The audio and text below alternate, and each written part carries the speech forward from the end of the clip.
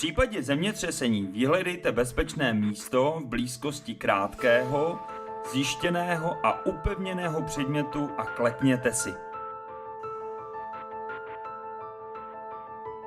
Chraňte si hlavu a tělo před padajícími předměty, zejména se otočte zády k oknu.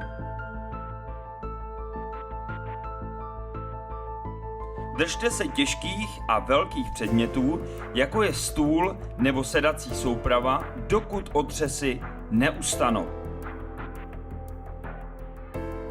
V této poloze neupadnete a budete se moci plazit po podlaze. Říďte se pravidlem, přikrčte se, chraňte se a držte se.